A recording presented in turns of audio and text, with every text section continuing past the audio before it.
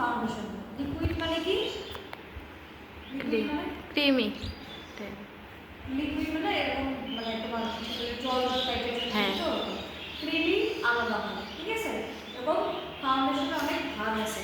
তো এখানে কি কি আছে? লিকুইড আছে, ওয়েলি বেস এবং ওয়েলি টাইপ থাকে তাদের বেসে ফাউন্ডেশন আছে।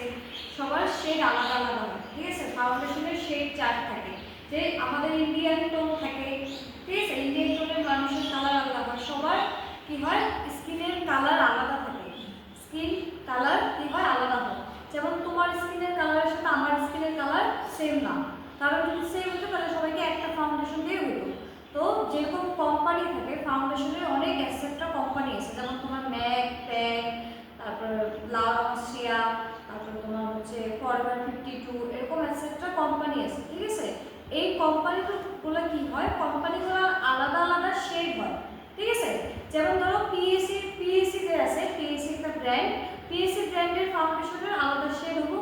তো আমরা কি করি যে আমরা মিনিমাম একটা ব্রাইট সাজাতে আমাদেরকে 3টা টোন ফাউন্ডেশন রাখতে লাগে।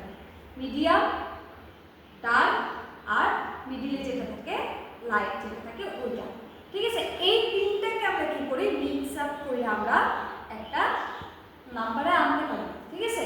যে বেশি কালো তাকে কি করি? তার যে কালারের শেডটা আছে তাকে আমরা কি করি?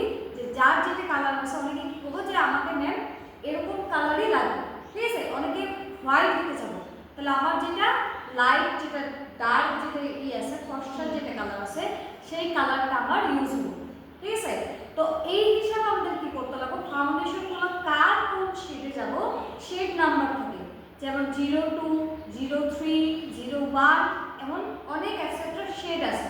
তো তোমাদেরকে মিডিয়াম, লাইট এন্ড ডার্ক যেটা কালার আছে এই 3টা শেড তোমাদেরকে জানতে লাগবে। যদি না জানতে পারো তাহলে তোমরা শেড মিলাইতে পারবে না। আর শেড যখন মিলবো না তখন অটোমেটিক কি হবো? হয় কাউকে বেশি কালো লাগবো, হয়তো কাউকে বেশি হোয়াইট লাগবে, ঠিক আছে। যদি আমরা ফেসের টোনের সাথে মিলে যদি কালার করি তাহলে কি হবে? অটোমেটিক আমাদের বেসটা দেখতে ভালো লাগবে। যদি আমাকে বেশি হোয়াইট দেয় তাহলে কি হবে? অটোমেটিক খারাপ লাগবে দেখতে। কেমন লাগবে? এই যে আমরা পুরো হোয়াইট, বাকি বডি পুরো কালো, কেমন লাগবে? খারাপ।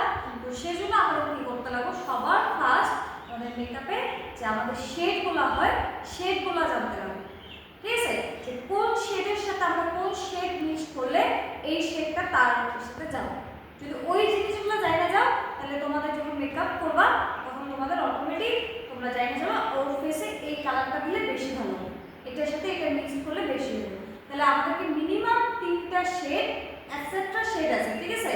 তো আমাদেরকে মিনিমাম 3টা শেড আমাদের ব্রাইট সাজাতে যে কোনো কোম্পানির 3টা শেড আমাদের সঙ্গে রাখতে লাগে। যেমন হাই ব্র্যান্ডের যদি এখন হয় তাহলে হাই ব্র্যান্ডের ফাউন্ডেশন ইউজ হবো। আমাদের বাজেট হয়, ঠিক আছে। মেকআপের একটা বাজেট হয়। ফাউন্ডেশন, তারপরে তোমার পাউডার, যা যা হয় মেকআপের জিনিস, তো এটার সাথে কি হয় যে আমরা রিলেটেড কেমনে আসবো? যে বাজেট অনুযায়ী আসবো। তোমার যদি 5000 হয় তাহলে আমাকে প্রোডাক্টগুলো 5000 এর কিনতে লাগবে, ঠিক আছে। যে 5000 এর যদি তুমি সাজাও, তোমরা বিগিনার্স এখন, সেজন্য তোমাদের কি করতে লাগবে? যে তোমাদেরকে এখন লো প্রাইসে জিনিস কিনতে লাগবে মার্কেটে, যাতে তোমাদের ডিমান্ড হয় আস্তে আস্তে আস্তে আস্তে তুমি ডেভেলপ করতে পারো। সেজন্য তোমাদের নাম যাতে হয়, সেজন্য তোমাদের আস্তে আস্তে কমে করতে হবে, তাই না? যদি এখন 3000 টাকার মেকআপ আসে, এখন যদি তুমি 10000 টাকার ফাউন্ডেশন ইউজ করো, বেনিফিট হবো না।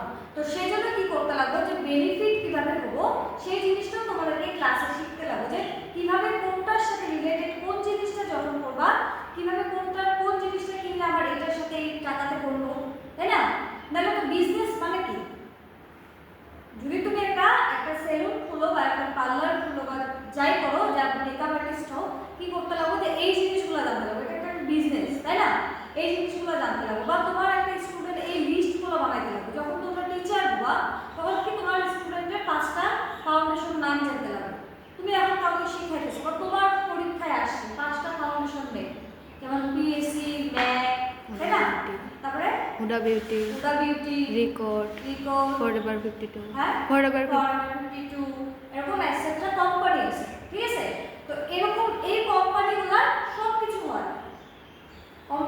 সবকিছু হয়, তোমার রিভিউ কিভাবে বাইর করবা? একটা ফাউন্ডেশনের রিভিউটা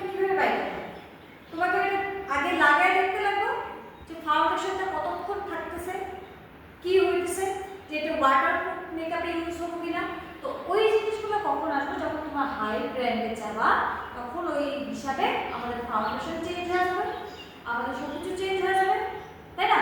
যেমন আমাদের বিদেশি কোম্পানির ফাউন্ডেশন পাওয়া যায়, তাই না? তো ইন্ডিয়ান কোম্পানির ফাউন্ডেশন আছে, বিদেশি কোম্পানিরও ফাউন্ডেশন আছে।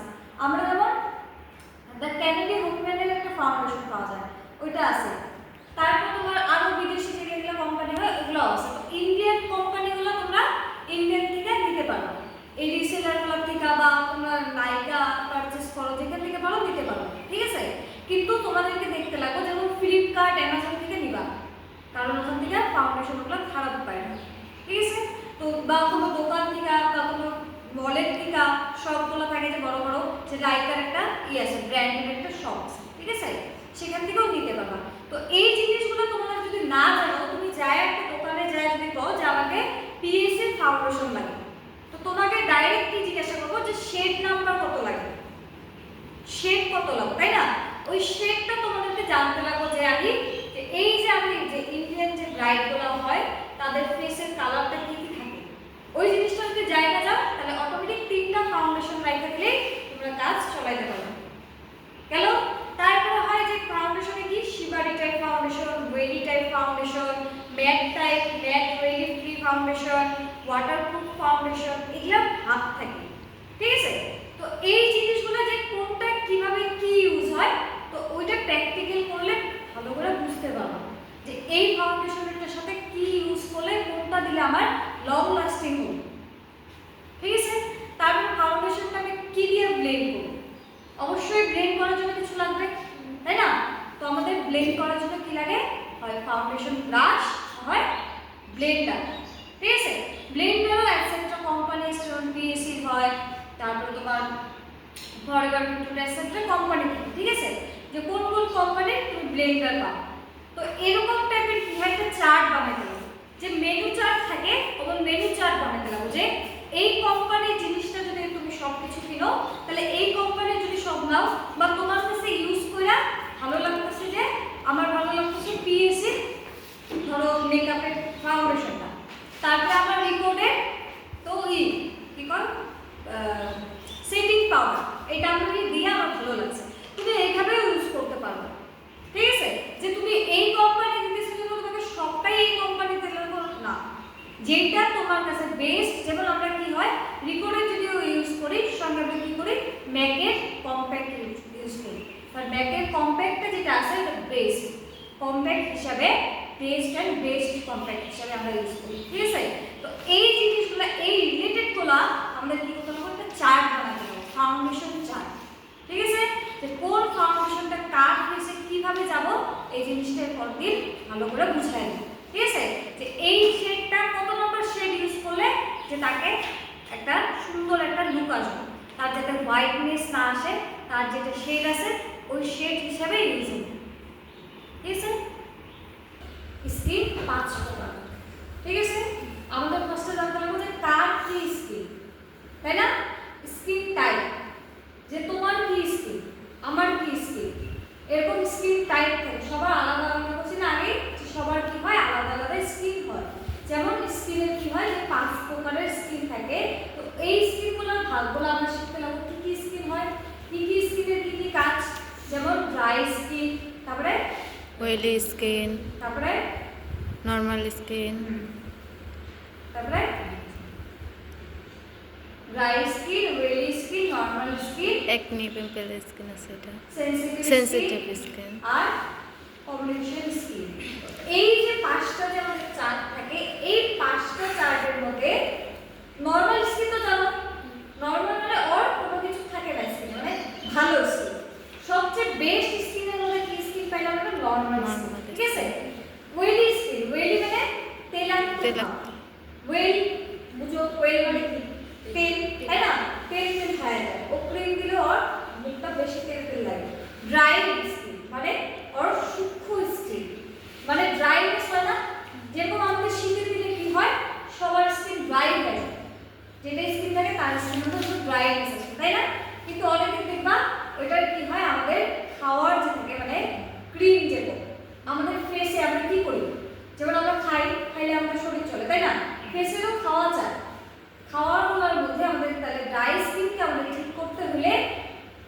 মানে এভরিডে কি করতে লাগবো যে সিটিএম সিটিএম ফুল ফর্ম কি ক্লিনজিং টোনার ময়শ্চারাইজার। হ্যাঁ ক্লিনজিং টোনার আর ময়শ্চারাইজার ঠিক আছে এই সিটিএম যদি আমরা করি তাহলে ড্রাই স্কিনকে আমরা 50% হলেও ঠিক করতে পারবো কারণ স্কিনটা ড্রাই স্কিনের কি হয় খাওয়া যায় কিন্তু আমরা সেই পরিমাণ মতো খাওয়া দেই না ঠিক আছে ড্রাই হয়ে যায় সূক্ষ্ম হয়ে যায় দেখলে বুঝবা যে স্কিনটা ড্রাই ময়শ্চারাইজার কম আছে স্কিনে ঠিক আছে তো এই ড্রাই স্কিনকে আমরা যদি ভালো করতে চাই সিটিএম প্লাস 7 দিন পর পর স্ক্রাব প্লাস যদি মান্থলি ফেশিয়াল করে ফেশিয়াল তারপরে আর কি আছে রাত্রে ঘুমানোর আগে কি করতে লাগবে ফেস ওয়াশ দিয়ে মুখ দিয়ে আর এই টোনার স্প্রে করে সিরাম ইউজ করতে লাগবে ঠিক আছে তাহলে আমরা এইভাবে যদি স্কিনের একটা রুটিন বানাই তাহলে আমাদের স্কিন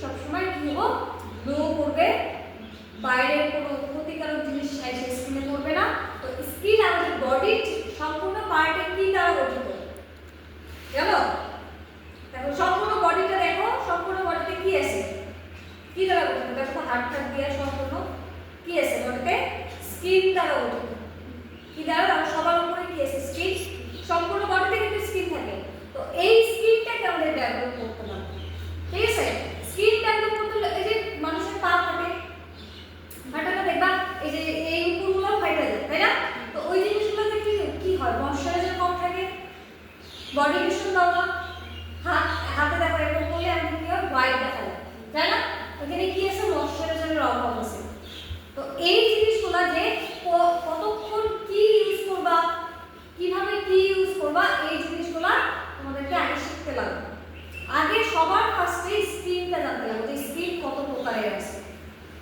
স্কিন যদি না জানো তাহলে তুমি ধরতে পারবে না ফেশিয়াল করতে গেলেও তোমার প্রবলেম হবে ফেশিয়ালের কিচের মতো স্কিনের ব্যাপার থাকে তাই না কারণ স্কিনটা লেখা থাকে যে 5 প্রকারের যে স্কিন আছে সবার আলাদা আলাদা স্কিন হয় কেন যে এই 5 প্রকারের স্কিনের মধ্যে আমাদের ভাগগুলো যে আছে এই ভাগগুলোকে আমাদের কি করতে লাগবে যে ড্রাই স্কিনের জন্য আমাদের যা করতে লাগবে নরমাল স্কিনে কি আছে কোন ফেশিয়ালটা করলে নরমাল স্কিনে বেস্ট হবে সেনসিটিভ স্কিনে মানে কি যে কোনো ক্রিম দেওয়ার সঙ্গে সঙ্গে হয়তো আর জ্বলে বা রোদে গেলে পুরো মুখটা রেড হয়ে আসে আর কোনো কিছু শুট করে না তো ওর জন্য যেই ক্রিমটা বেস্ট সেই ক্রিমটাকে ইউজ করা দিলাম তাহলে আমরা আজকে কি জানলাম স্কিন জানলাম প্লাস ফাউন্ডেশনের বিষয় জানলাম তো স্কিনটা আগে জানতে লাগবে তারপরে আসলে ফাউন্ডেশন কারণ যদি স্কিনটাই অসুবিধা হয় তাহলে তোমাদের অসুবিধা হবে করতে যদি কয় যে আমরা ওয়েলি স্কিনে আমরা ফাউন্ডেশন ইউজ করতে লাগবো কারণ হাইলা যেতেছে